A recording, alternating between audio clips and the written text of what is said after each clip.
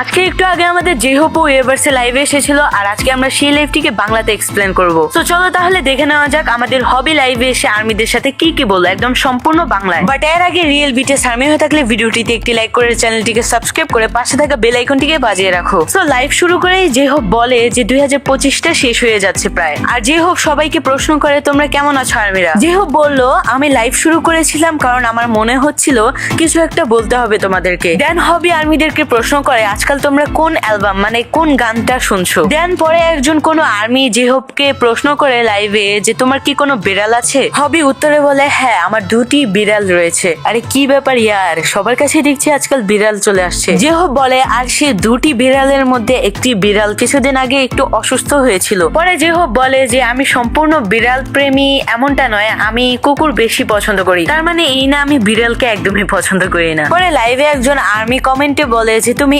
ইংরেজিতে কথা বলো। পরে জেহোপ উত্তরে বলে আমি সেভাবে সাজিয়ে গুছিয়ে ইংরেজি বলতে পারি না, আরএমকে বললে বেশি ভালো হতো। হবি বলে আর্মিরা আমি কিভাবে ইংরেজি শিখবো, মানে কোথায় যেয়ে শেখা উচিত তোমরা একটু কমেন্টে বলো। জেহোপ বলে কোরিয়ান টাইমে এখন রাত 10টা বাজে। এখানে আমি বলি কোরিয়ান টাইম হচ্ছে বাংলাদেশের থেকে 3 ঘন্টা এগিয়ে সামথিং এরকমই হবে, কারণ আমার মামাও কোরিয়াতে থাকে এন্ড তাই আমি তোমাদেরকে এটা বলতে পারলাম, এজন্য একটা লাইক করে দিও। জেহোপ বলে আজকাল আমি একটু বেশি গান শুনছি এবং অনুশীলন করার ট্রাই করছি যাতে করে আমার গলার রেওয়াজটা আরো বেশি ভালো হয়। দেন জেহোপ বলে আগামী বছর মানে কিছুদিন পরে আমাদের কনসার্ট ট্যুর সবকিছু দারুণ দুর্দান্ত হবে। জেহোপ আরো বলে সামনে আমাদের নতুন নতুন অ্যালবাম ও গানও রিলিজ হবে, সবাই অপেক্ষা করো। জেহোপ বলে আজকাল আমি ফুটবলও খেলছি কারণ এটি আমার প্রিয় একটি গেম। একজন ফ্যান জেহোপকে বলে যে তোমার টুপিটা খুলে ফেলো, তোমার চুল কি অনেক লম্বা। দেন হবি তার মাথা থেকে ক্যাপটাকে সরিয়ে তার চুলগুলোকে দেখিয়ে দেয় একদম সানশাইন। পরে আবারও একজন আর্মি জেহোপকে বলে তোমার জ্যাকেটটা একটু ওপেন করো। মানে আর্মিরা মানে